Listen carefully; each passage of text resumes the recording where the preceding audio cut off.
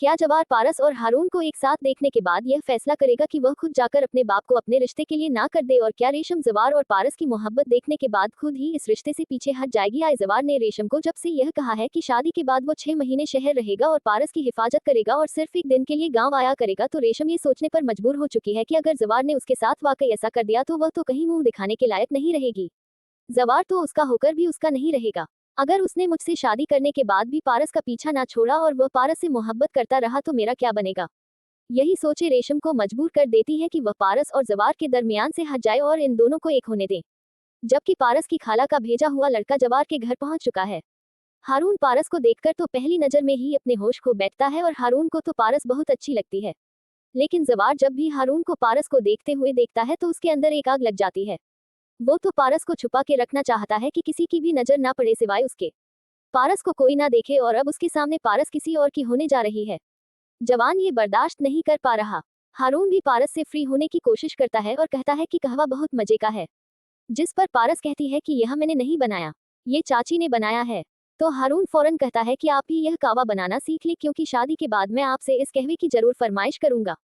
ये सुनकर तो जवार का गुस्सा आसमान को छूने लगता है। वह गुस्से से कहवा टेबल पर रखता है और उठकर वहां से चला जाता है। पारिस जवार के अंदर ये तमाम तब्दीलियां महसूस कर रही है। पारिस चाहती है कि जवार खुद उससे मोहब्बत का एतराफ करे, लेकिन जब तक जवार उससे मोहब्बत का एतराफ नहीं करेगा पारस भी झुकने वालों में से नहीं है। एजाज साहब को तो हारून बहुत अच्छा लगता है और वो अपनी बीवी को कहते हैं कि मुझे लगता है कि यह लड़का पारस के लिए बहुत अच्छा है। behzad ने तो ये ड्यूटी मुझे दी है और मैं चाहता हूँ कि अब हम इन दोनों की बात पक्की कर दें। एजाज साहब हारून को अपने कमरे में बुलाते हैं और उसे एक चांदी का छल्ला पहनाते हैं और कहते हैं कि हमारे यहाँ ये रस्म है। जब मंगनी की रस्म होती है और जब बात पक्की हो जाती है तो लड़के को चांदी का छल्ला और लड़की को एक चांदी का कड़ा पहनाया जाता है। जवार का दिल टूट जाता है जब वो अपने सामने हारून की उंगली में पारस के नाम की अंगूठी देखता है। पारस से ये सब कुछ भी बर्दाश्त नहीं हो रहा। वो गुस्से से उठकर बाहर की तरफ आती है। उसका सांस बंद होने लगता है।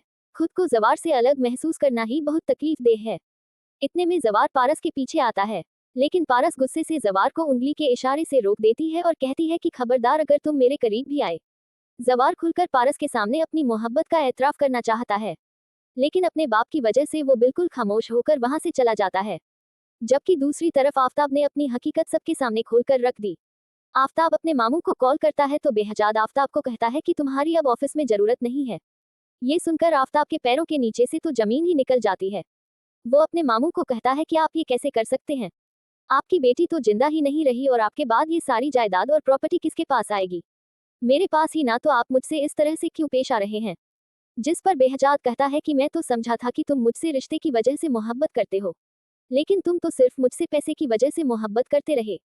जिस पर आफताब कहता है कि मुझे भी पैसे से ही मोहब्बत है, क्योंकि आपने मुझ पर उस 2 टके के नौकर को तरजीह दी।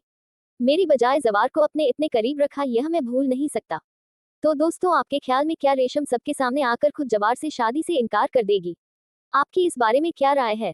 हमें कमेंट्स में जरूर दीजिएगा।